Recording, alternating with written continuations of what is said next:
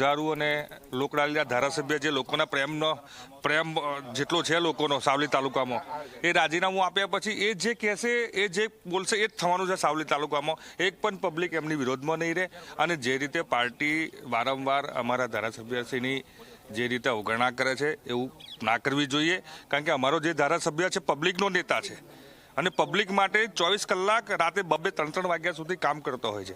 પરંતુ જો એમની સાથે આવો અન્યાય થતો હોય તો પાર્ટીએ પણ એની પર વિચારણા કરવી જોઈએ. અન્યાય થતો હોય તો પાર્ટીએ વિચારણા કરવી જોઈએ. ખ્યાતિ, આપ જોઈ શકો છો કે જમાવડો થયો છે. કેતનભાઈના ઘરે કાર્યકર્તાઓ ધીરે ધીરે આવી પહોંચ્યા છે.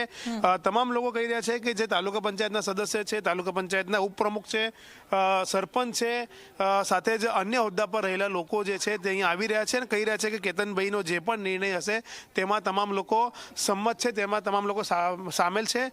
તેમના જે કેતનભાઈની સાથે હંમેશા રહે છે અમારા ચેતનભાઈ દવે, જે નગરપાલિકાના સભ્ય પણ છે, તેમની સાથે આપણે વાત કરીશું. ઉપપ્રમુખ છે ચેતનભાઈ, શું કહેશો?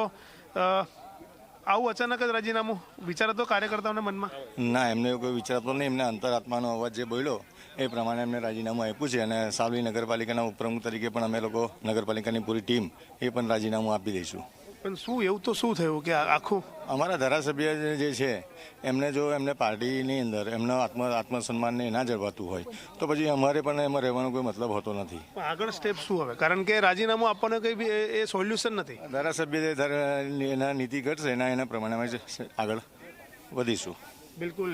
તો સાંભળી રહ્યા છો ખ્યાતિ, તમામ લોકો કહી રહ્યા છે કે આખી નગરપાલિકા રાજીનામું આપી દેશે, આખી તાલુકા પંચાયત રાજીનામું આપી દેશે, સંગઠનમાં રાજીનામા પડી જશે સાવલીમાં. અને જે એક વ્યક્તિ જે સતત આ એક વ્યક્તિનું જે નામ આવી રહ્યું છે તે નામ અમે કહી રહ્યા છે કુલદીપસિંહ રાહુલજી, કે જેમને 2022ની વિધાનસભા ચૂંટણી કેતન ઇનામદાર સામે તેઓ કોંગ્રેસમાંથી લડ્યા. તેમનો કારમાં પરાજય થયો, પછી પાર્ટીમાં તેમને લેવામાં આવ્યા અને તેમને પાર્ટીમાં લીધા પછી ડભોઈ બેઠકના જે તેમને પ્રભારી બનાવવામાં આવ્યા છે લોકસભાની ચૂંટણીને લઈને. ત્યારે ક્યાંક ને ક્યાંક આખી નારાજગી જે છે તે કાર્યકર્તાઓના મનમાં હતી અને કાર્યકર્તાઓએ કેતનભાઈ સમક્ષ રજૂ કરી અને તેના કારણે કેતનભાઈએ હાઈકમાન્ડ સમક્ષ રજૂ કરી, પરંતુ ત્યાં તેમની વાત સાંભળવામાં નહીં આવી અને તેના કારણે આખું રાજીનામું અપાયાનો જે તખતો છે તે ઘડવામાં આવ્યો છે. કેતનભાઈ કહી રહ્યા છે કે તેમને વિધાનસભા અધ્યક્ષને મળવા માટેનો સમય માંગી લીધો છે. વિધાનસભા અધ્યક્ષનો ફોન નથી તેઓ ઉપાડી રહ્યા અથવા નથી તેમની સાથે સંપર્ક થઈ શકતો.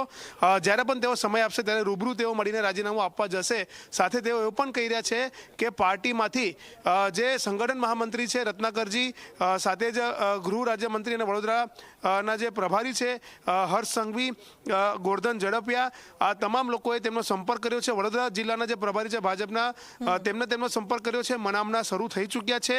તેઓ કહી રહ્યા છે કે 2020માં તેમને જ્યારે રાજીનામું આપ્યું હતું ત્યારે પાર્ટીનું તેમને માન રાખ્યું હતું, પરંતુ આ વખતે પાર્ટીને તેઓ રજૂઆત કરશે, અપીલ કરશે કે તેમનું માન રાખવામાં આવે.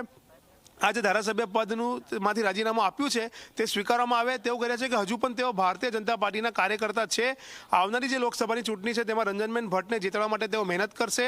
સૌથી વધુ લીડ સાવલીમાંથી મળે તે પ્રકારની તેમની મહેનત રહેશે. પરંતુ જે રીતના એક બાદ એક હવે તમામ જે સંગઠનના ચૂંટાયેલા પ્રતિનિધિઓ કેતનભાઈના પછી રાજીનામા આપવા માટે તૈયાર થયા છે, તે ખરેખર એક મોટું ડેમેજ છે સાવલીમાં ભારતીય જનતા પાર્ટી માટે. અને પાર્ટીના મોવડી મંડળે આ બાબતે તાત્કાલિક કોઈ નિરાકરણ લાવવું પડશે.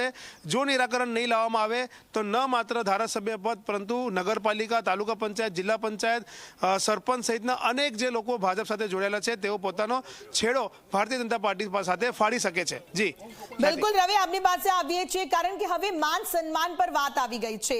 વડોદરા ભાજપ